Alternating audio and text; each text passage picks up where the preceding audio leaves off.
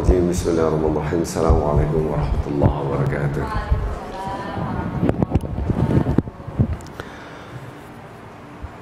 Alhamdulillah, asbahna wa asbahal mulku lillah walhamdulillah wa la hawla wa la quwwata illa billah. Asbahna ala fitratil Islam wa kalimatul ikhlas wa ala dini nabiyyina Muhammadin sallallahu alaihi wasallam wa ala millati abina Ibrahim hanifan musliman wa ma kana minal musyrikin. Allahumma salli wa sallim wa barik ala rasulika al-karim nabiyyina Muhammad sallallahu alaihi wasallam wa ala alihi wa ashabihi wa man tabi'ahum bi ihsan ila yaumiddin, amma ba'd. Tidak ada setitik pujian pun yang kita miliki. Kita tahu kata-kata alhamdulillah, segala puji milik Allah.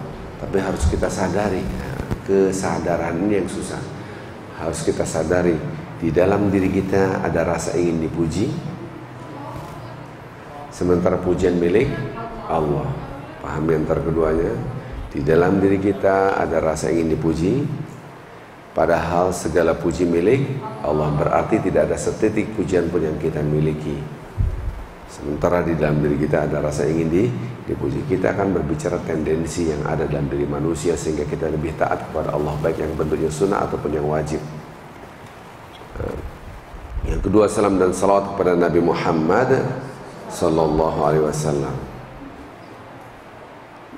Lisan kita selalu mengatakan asyhadu an la ilaha illallah wa asyhadu anna Muhammadan abduhu wa rasuluh. Kita bersaksi tiada Tuhan selain Allah dan kita bersaksi Muhammad adalah hambanya dan utusannya. Kita sadari bahwa Nabi Muhammad adalah utusan Allah, maka suri tauladan buat kita semua. Kita ikutin. Tapi di dalam diri kita ada kecenderungan, ada daya tawar terhadap agama Islam. Seolah-olah bukan ajaran agama yang kita ikuti, dia harus ikuti saya. Maka ada istilah Islam Nusantara, ya. Jadi Islam yang diotak-atik supaya sesuai dengan kita. Padahal harusnya kita sesuai dengan Islam. Kita ngikutin Nabi, bukan ajaran Islam harus ikut kita. Jadi ada kecenderungan di dalam diri kita dengan tuntutan. Ini yang kita akan bahas. Di dalam diri kita ada kecenderungan untuk melupakan Nabi sebagai suri tauladan kita. Kalau Nabi melakukan A, B, C, D dalam rumah tangga, apakah kita sudah mengikuti dan komitmen bahwa Nabi Muhammad sebagai utusan Allah dan suri tauladan kita? Ini sebuah pertanyaan lagi. Mampukah kita menekan keinginan-keinginan kita dan mengikuti apa yang diajarkan oleh Rasulullah sallallahu alaihi wasallam? Itu ada kecenderungan. Baik, ibu yang cinta Allah subhanahu wa ta'ala, ya, ini pembahasan agak complicated karena abstrak. Maka itu butuh contoh yang banyak dan butuh konsentrasi yang tajam. Ibu-ibu melotot pun belum tentu bisa paham. Karena yang saya akan terangkan adalah tataran afeksi, bukan tataran kognisi. Kalau tataran kognisi, tataran ilmu pengetahuan, level thinking, itu mungkin bisa ditalar. Tapi yang disebut dengan affection, itu amat susah, harus dipahami dan dirasakan. Makanya kita berdoa terlebih dahulu, mudah-mudahan hari ini kita dapat ilmu yang bermanfaat, niatan yang baik. Maka kita sama-sama baca umul kitab Al-Fatihah. A'udzu billahi minasyaitonir rajim. Bismillahirrahmanirrahim. Alhamdulillahi rabbil alamin. Arrahmanir rahim. Maliki yaumiddin. Iyyaka na'budu wa iyyaka nasta'in. Ihdinas siratal mustaqim. Siratal ladzina an'amta 'alaihim ghairil maghdubi 'alaihim waladdallin. Amin ya rabbal alamin. Mudah-mudahan Allah mengabulkan doa kita. Yang kedua, salam dan salawat kepada Nabi Muhammad sallallahu alaihi wasallam. Ibu-ibu, dari awal saya sudah ngasih peringatan, please konsentrasi, ya, karena waktu kita sedikit. Surat Asy-Syams yang selalu saya terangkan, surat Asy-Syams tentang jiwa. Jiwa itu abstrak. Surat Asy-Syams, wasyamsi wadduhaha wal qamari idza talaha wan nahari idza jallaha wal laili idza yaghsha. Sebelumnya suara saya jelas enggak? Kurang jelas. Atau tanpa pakai mic? Dites dulu pakai mic atau tidak pakai mic ya. Buat videonya bagus kayak gitu. Baik, saya akan terangkan. Ibu lihat, bicara jiwa itu susah karena gambarnya abstrak. Karena wasyamsi wadduhaha wal qamari idza talaha wan nahari idza jallaha wal laili idza yaghsha was samai wa ma ban. Ini perbandingan, komparasi. Demi matahari kemudian berbicara demi bulan. Demi siang kemudian berbicara demi malam. Demi yang di atas yaitu langit kemudian berbicara demi bumi yang dihamparkan. Oke? Komparasi. Berbicara tentang jiwa, demi jiwa yang disempurnakan oleh Allah. Wa nafsi wa ma sawa fa alhamaha fujuraha wa taqwaha.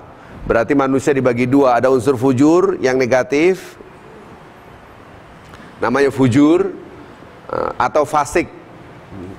Ada namanya takwa yang bersih. Ini udah selalu saya terangkan, saya tidak bahas itu lagi. Tapi perlu diingat, sifat fujur itu ofensif untuk menguasai diri kita.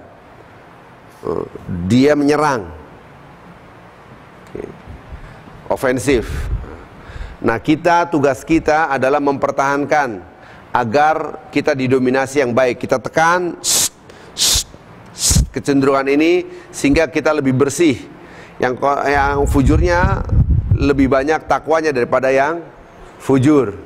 Nauzubillah yang di bawah banyak fujurnya daripada yang takwa. Maka teks Al-Quran, qad aflaha man zakkaha wa qad khaba man dasa. Lihat, untung bagi yang membersihkannya. Kita bersihkan berarti dari yang kotor, dan rugi bagi yang mengotorinya. Udah bersih di kotor. Paham? Sampai di sini paham jelas? Oke. Ini karena ini adalah abstrak, nafs, jiwa, bahasanya adalah jiwa, diterjemahkan jiwa. Karena Allah ingin yang mudah, Allah ingin yang mudah. Yuridullah bikumul yusra wala yuridu bikumul usra. Allah ingin yang mudah, tidak ingin yang susah. Maka kalau doa jangan pakai Allah miyasir wala tu'asir. Buang doa itu, karena itu tidak sopan. Ya Allah mudahkan, jangan kau persulit. Padahal Allah tidak pernah mempersulit. Yang bikin susah siapa? Manusia sendiri. Oke. Kedua, saya bahas. Maka dipermudah dengan gambaran bersih dan kotor. Kayak kita, baju kita bersih, kita cuci. Baju kita kotor, kita cuci. Badan kita kotor, kita cuci, artinya mandi. Dan seterusnya, dan seterusnya. Piring kotor, kita cuci. Jadi dimudahkan oleh Allah. Orang yang baik dalam bahasa Al-Quran, orang yang bersih. Orang yang tidak baik, orang yang kotor, supaya mudah. Ini dimudahkan oleh Allah. Karena yang tadinya abstrak, jiwa kan abstrak, menjadi konkret. Bayangin aja kotor dan bersih. Selesai. Kita masuk bab pertama. Ini mukadimah. Di dalam Al-Quran, surat Al-Baqarah ayat 30. Buka. Oke. Anggap saja sudah terbuka Al-Qurannya, biar cepat. Wa idh qala rabbuka lil malaikah inni ja'ilun fil ardi khalifah. Oke, ini sudah saya hapus ya. Saya hapus.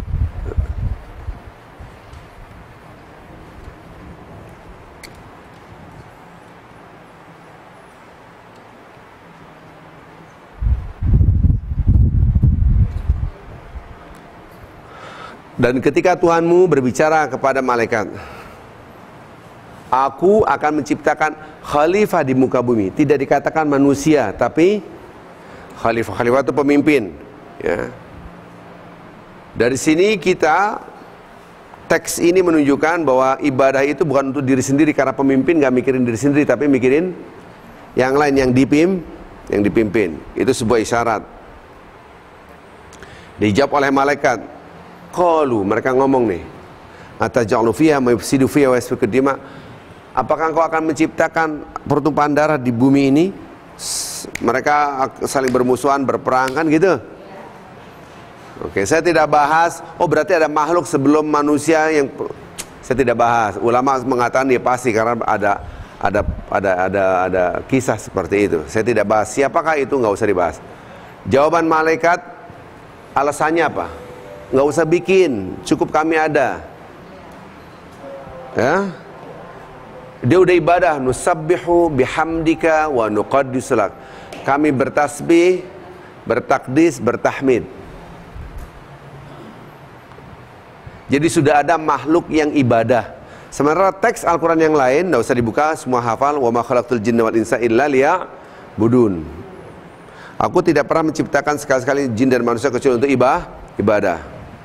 Perhatikan, malaikat udah ibadah. Al-Quran mengatakan, aku tidak pernah menciptakan kalian, maksudnya manusia, jin dan manusia, ya kita ini kecuali untuk ibadah. Berarti cara ibadah kita dengan malaikat berbeda. Kalau sudah ibadah doang dalam arti seperti malaikat, kita nggak diciptakan. Paham? Gini. Kalau ada orang zikir aja, puasa, zikir, ibadah, kagak mikir yang lain, Mas, Anda kalau kayak gini mah nggak ada. Kenapa? Udah ada makhluk lain. Kira-kira ngerti? Maka kesolehan itu tidak dipahami hubungan individual vertikal saja kepada Allah. Kenapa? Karena ada istilah khalifah, pemimpin, menjadi seorang leader. Tugasnya adalah memakmurkan bumi. Bumi ini dimakmurkan, dihidupkan. Maka teks Al-Quran ada istilah rahmatan rahmat bagi alam semesta. Bukan rahmat untuk saya saja. Mikirin diri sendiri. Kalau hanya untuk mikirin diri sendiri, malaikat sudah ada. Keberadaan Anda harusnya tidak ada. Kenapa? Sudah ada yang seperti Anda. Siapa itu? Malaikat. Karena malaikat tidak punya nafsu.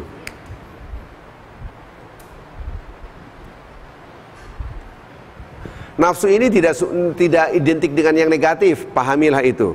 Kita buang dulu pemahaman nafsu yang negatif. Ya, mohon maaf. Baik.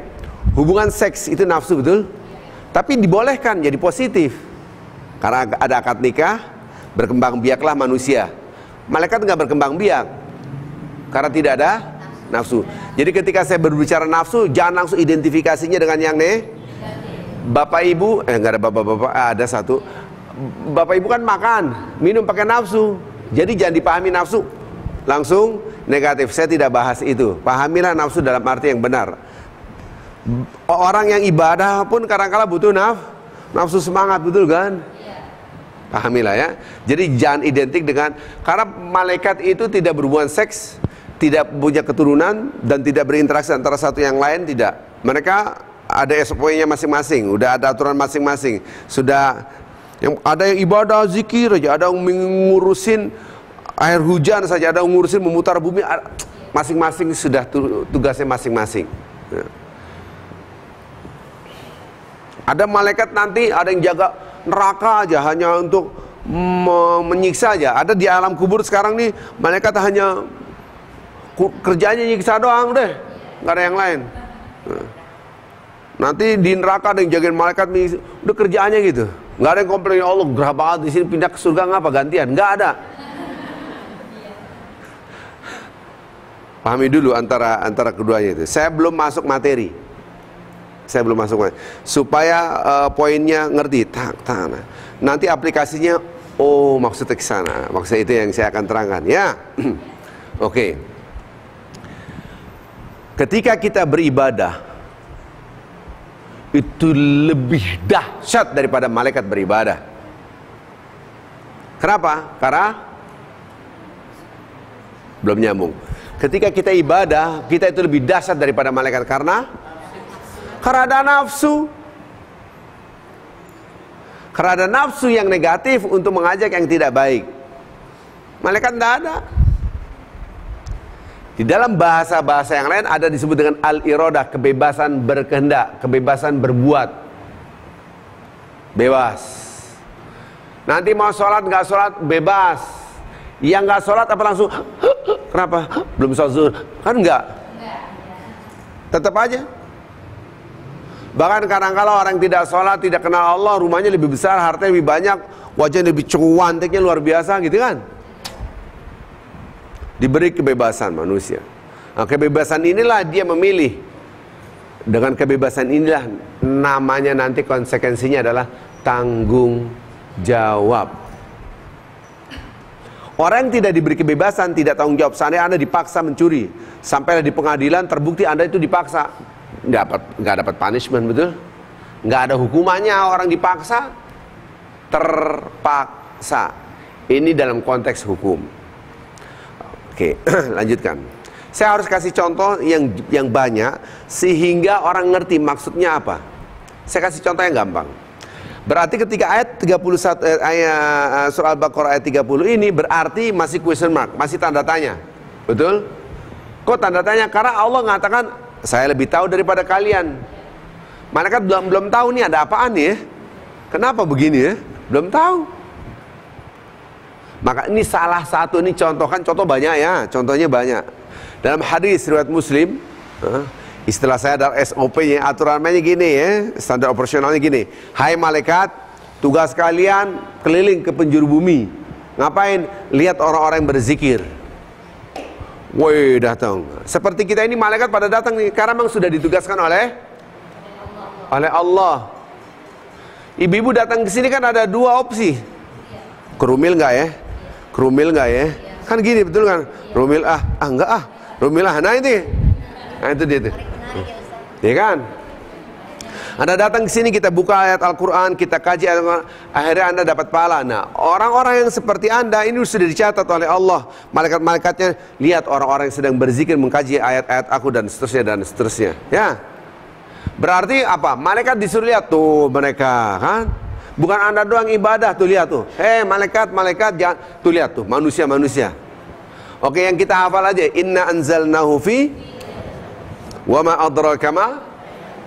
Lanjutkan, Lailatul Qadri khairum min alfi tanazzalul malaikah.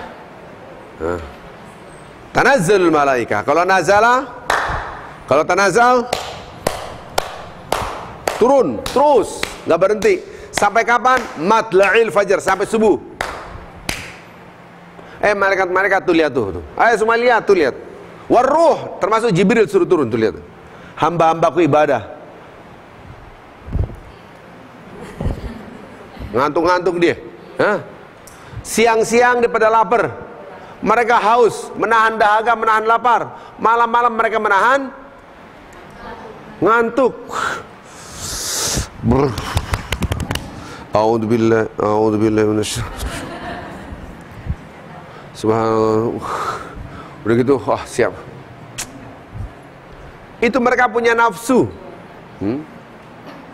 Itu lihat, kalau mereka mau ngikutin keinginan mereka, tidur, makan, minum, mereka tidak. Lebih dahsyat daripada kalian. Ini seolah-olah rahasianya sudah dibongkar. Paham rahasia tadi? Yang tadi rahasia aku lebih tahu, kan berarti nggak tahu. Nah sekarang, oh iya bener ya, lebih hebat mereka daripada kita. Karena mereka mengatakan kami udah bertasbih. Mereka bertasbih juga, tapi ada nafsu ya. Kalau jangan diem ya, kalau diem berarti disconnect ya. Berarti mereka ini ibadah ada nafsu. Subhanallah. Oke. Ini masih mukadimah ibu-ibu ya, supaya ngerti ini. Oh berarti yang lain.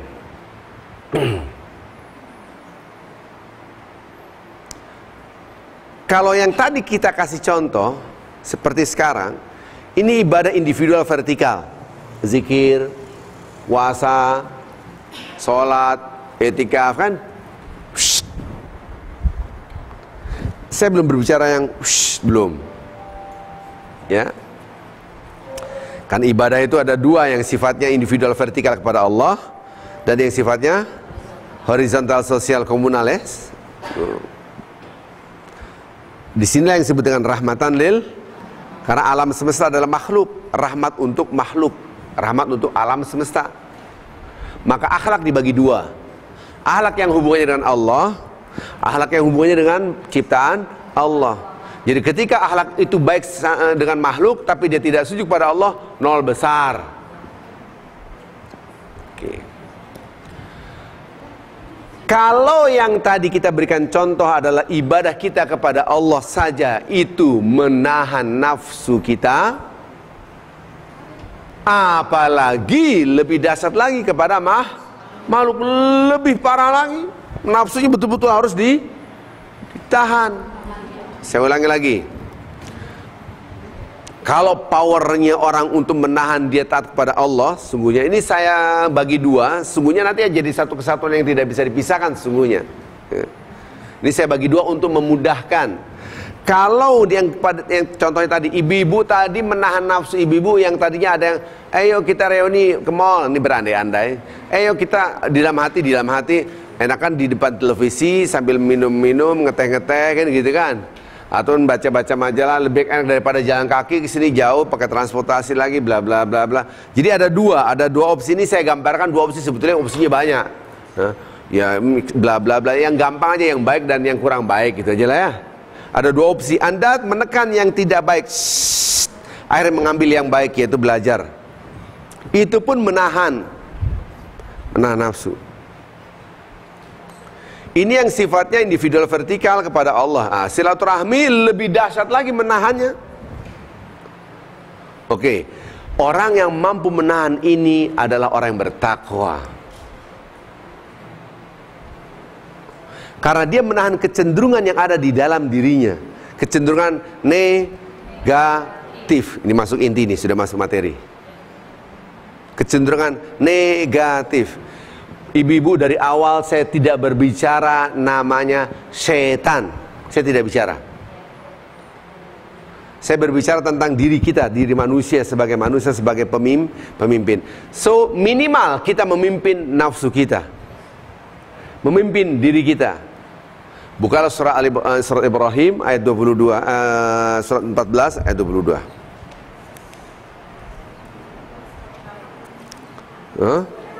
Surat 14.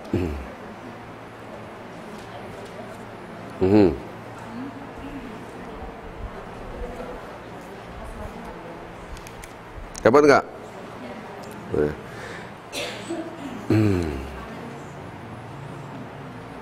Udah ya? Biar cepat maksudnya ya. Ini materinya susah karena abstrak. Tapi kalau sudah kasih contoh yang banyak jadi konkret, jadi mudah ya.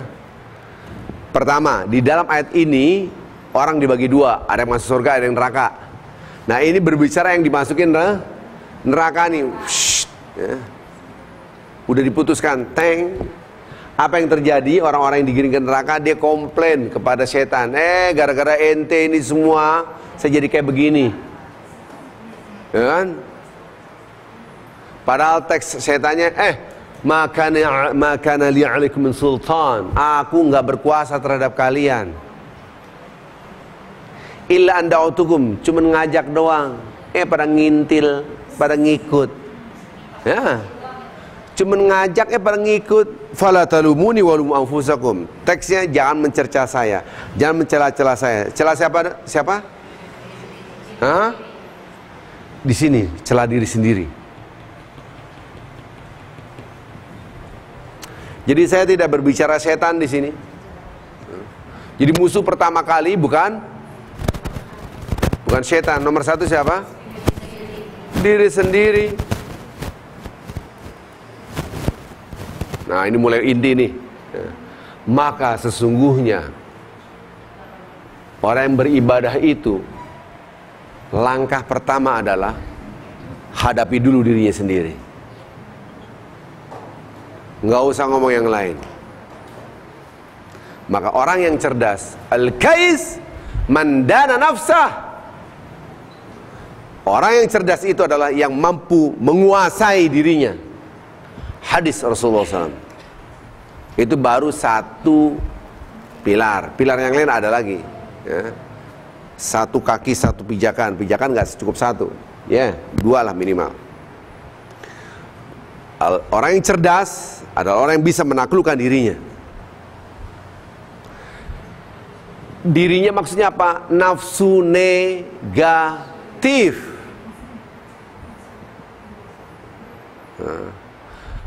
Nafsu negatif inilah yang berbahaya nomor satu. Yang kedua baru aduun mubin, yaitu musuh yang nyata syaitan. Ini penting ya buat ibu-ibu, perhatikan kata-kata di dalam ayat Al-Quran, bahwa di dalam diri kita ada nafsu, maka setan mengatakan fala talumuni, jangan cerca aku, jangan hina-hina aku, tapi cerca siapa? Dirimu sendiri. Dirimu sendiri itu berarti nafsu kita, nafsu yang tidak baik, yang negatif maksudnya. Inilah yang dikapitalisir oleh setan. Nafsu inilah yang dijadikan modal untuk menggerakkan manusia kepada kemaksiatan. Tapi kalau tidak ada modal, dia susah. Paham maksud saya?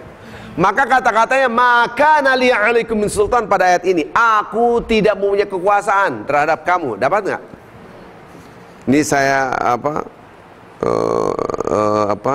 saya terangkan ini supaya ibu-ibu supaya mengerti, jangan dikit-dikit nyalain setan. Ini gara-gara setan sih, akhirnya menjadi budaya kita, dikit-dikit setan, dikit-dikit setan lagi ya. Setan yang pertama siapa?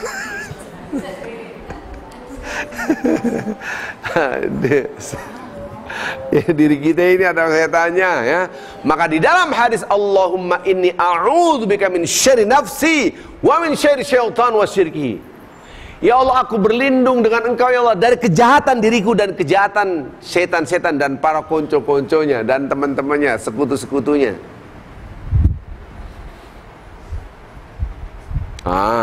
Ini penting. Ini baru masuk poin materi hari ini. Apapun yang kita lakukan, maka ada istilah fakir qabla an ta'zima. Orang banyak menerjemahkan berfikirlah sebelum Anda berbuat. Padahal tidak. Berfikirlah sebelum Anda menginginkan sesuatu, belum berbuat. Karena berbuat itu setelah ingin. Kita mikir efeknya apa ini ya. Jadi kalau kita perhatikan teks-teks di dalam Al-Quran, bahwa Al-Quran menjelaskan ada bahaya di dalam diri kita, itu nafs. Bahasa Al-Quran ada istilah nafsul lawamah ya, ammarah bisu. Ini bahasa-bahasanya. Saya tidak membagi-bagikan jiwa ada ini, enggak. Saya langsung global. Maka saya tidak membedakan antara ruh, antara nafs, antara akal. Saya samakan aja semua, jiwa, titik. Supaya enggak jelimet. Toh membahas itu juga enggak aplikatif, bingung kita membahasnya. Maka jumhur ulama, mayoritas ulama tidak membedakan ini semua. Apakah bedanya ruh dengan nafs dengan, nggak usah. Yang penting laku kita baik. Yang penting kita sadari ini ada kecenderungan nggak baik nih. Oke, ini baru satu poin dari kontennya. Yang tadi mukodimah semua ya. Saya ulangi lagi. Yang tadi yang bisa menahan dahsyat ketika dia bersih, kita lihat ini bersih, mayoritas bersih. Oh, ini dia nih. Yang bersih berarti dia orang bertakwa nih.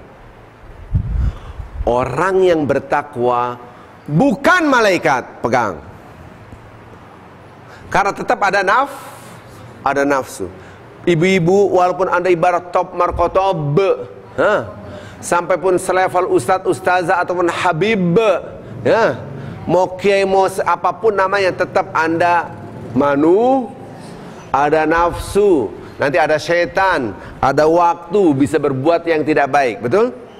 Maka tidak boleh kita sombong dan angkuh terhadap kesolehan diri kita sendiri. Kenapa? Ada nafsu. Maka kadang-kala kita selalu minta ya Allah husnul khotimah. Maksudnya apa? Supaya tetap istiqomah kayak gini sampai saya mati. Kenapa? Karena kita di depan kita ada nafsu dan kita tidak tahu, betul? Minta ya Allah kan gitu. Maka orang yang sudah baik jangan bangga dengan kebaikannya, karena di depannya ada dibalik. Orang yang belum baik jangan Anda hina, apalagi judgment neraka.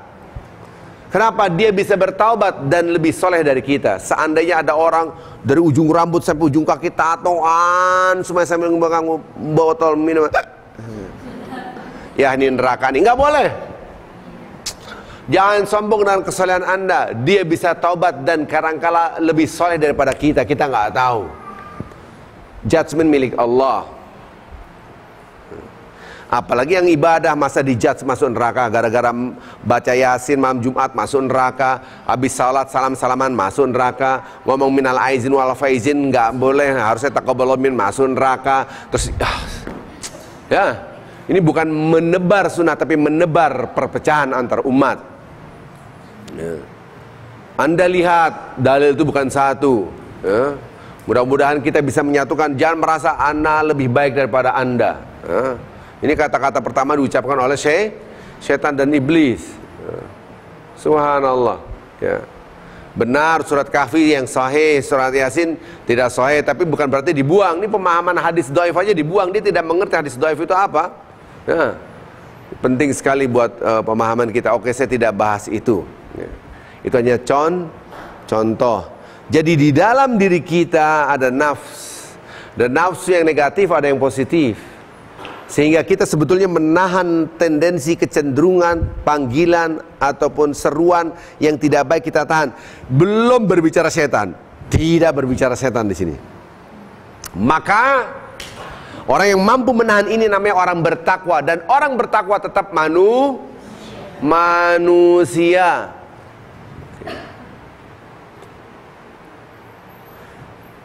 Ini agak susah halaman kedua. Halaman kedua ada pemahaman dari agama lain masuk kepada ajaran agama Islam dengan kedok tasawuf. Walaupun tidak semua tasawuf salah, tapi ada pemahaman kalau Anda ibadah jangan mengharapkan pahala surga ataupun takut dari api neraka, tapi bicara di Allah. Dan bahasa-bahasa ini kadang-kala diungkapkan dalam bahasa-bahasa lagu-lagu, termasuk lagu Ebit. Aku bertasbih bukan karena surga dan neraka, tapi karena ridha Allah. Lagu-lagu Kristen bagus, tapi ini bahasa tasawuf yang sebetulnya asal usulnya adalah agama lain. Oke, mulai agak susah poin kedua. Karena agama lain dia ibadah mendekatkan kepada Tuhan, mau menciptakan kita seperti malaikat, hilanglah sifat kemanusiaannya. Maka mereka mengatakan jangan mengharap surga karena Anda matre, kalau gitu bahasa gaulnya gitu. Ngarep-ngarep, bahasa Betawi celamitan, ngarepin sesuatu, paham? Harusnya tanpa pamrih dong. Sekilas benar dan banyak yang terjebak di sini. Sekilas benar padahal salah. Oke, Ibu perhatian, konsentrasi penuh ya. Yang bengong dikit misunderstanding, udah kagak ngerti dia apa ini apa yang ya. Saya ulangi lagi. Contoh, ketika saya broadcast tentang puasa 6 Syawal, tidak semua responnya baik. Ada yang meresponnya begini: kalau Anda beribadah dengan hitungan pahala, maka Anda pedagang. Nah, gitu kan? Sekali lagi, sekilas benar padahal salah. Ini menurut saya, nanti saya akan terangkan kesalahannya di mana, ya. Lihatlah, ini kata-kata yang di sana. Dan saya tidak sepaham, ini kata-kata yang di sana. Supaya tidak salah paham, kemarin saya menerangkan ini juga, anak muda malah salah paham. Kok Pak Ustadz ngomong gini, kadang-kadang berarti dia ngantuk nih, ya. Ataupun dia nggak ngantuk tapi kagak paham. Please perhatikan, ini kata-kata yang di lembah sana, bukan kata-kata saya, ya. Saya ulangi lagi, kalau Anda ibadah dengan hitung-hitungan, maka Anda menghitung pahala. Karena di dalam hadis itu, kalau Anda puasa 6 hari Syawal sama dengan puasa tiap hari puasa. Top banget kan? Dihitung-hitung. Sebetulnya shaumud dahri itu puasa sepanjang masa, bukan puasa setahun. Kenapa? Karena ad-dahr itu waktu. Dan kenapa ditafsirkan menjadi setahun? Karena ada ngeliat hadis-hadis yang lain, oh ini hitungannya satu perbuatan kebaikan dikali menjadi 10. Menjabil hasanah ful ashram salihah. Barang siapa berbuat 1 maka dia mendapatkan 10. Oh berarti 30 hari 306 berarti setahun. Kalau setahun ini dia seolah-olah setahun dia puasa, tahun depan lagi 6 Syawal, dia puasa setahun lagi, tahun depan lagi puasa setahun lagi. Jadi sepanjang masa lah dia seolah-olah puasa sepanjang masa. Pahamilah itu. Kamu ibadah ngitungan. Ini kata-kata sono, bukan sini ya. Ibadah kok hitung-hitungan. Lihat, Anda hitung nikmat Allah, nggak terhingga. Maka ibadah jangan pakai hitung-hitungan. Ngarep pahala begini, ngarep pahala begini.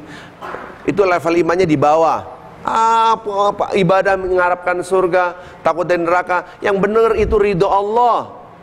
Mau surga dan neraka nggak apa-apa di neraka, yang penting dapat ridho Allah. Bohong banget, gitu kan? Sekilas benar. Iya benar juga ya. Harusnya nggak hitung-hitungan. Ke Masjidil Haram 100.000 kali, ya. Ibadah bla bla bla bla. Qobliyah subuh sebenarnya lebih baik dari dunia serta isinya, kan gitu kan? Ini hadis. Oke. Ini sesungguhnya pemahaman ini adalah transferan dari agama lain. Karena agama lain ingin menciptakan manusia itu dekat dengan Tuhan seperti dia bukan manusia lagi, malaikat. Maka dijadikanlah orang itu seperti malaikat.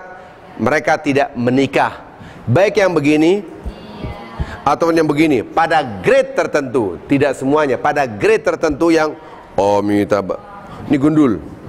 Jangankan laki yang gundul, perempuannya pun. Karena tidak boleh menikmati dunia ini. Jadi Anda akan dekat dengan yang maha suci dengan syarat jangan berhubungan intim. Karena berhubungan intim itu nista. Pakaian pun tidak boleh yang bagus-bagus, hanya 2 helai pakaiannya orangnya dengan agama lain, dalam konteks agama lain. Mereka tidak memikirkan dunia. Para biawati pun tidak menikah. Kenapa? Hubungan seks itu nista, jelek, hina. Mau dekat dengan yang suci, jangan hubungan intim, maka tidak menikah pada grade tertentu. Ya kalau rakyatnya ya enggak apa masalah, maksudnya di bawahan mereka. Dia berusaha untuk menjadikan manusia seperti malaikat. Jadi seolah-olah manusia tidak ada nafsu sama sekali. Maka mereka tidak mempunyai konsep memakmurkan bumi. Tidak ada konsep agama Kristen, Protestan, Katolik, apapun namanya, ekonomi, tidak ada.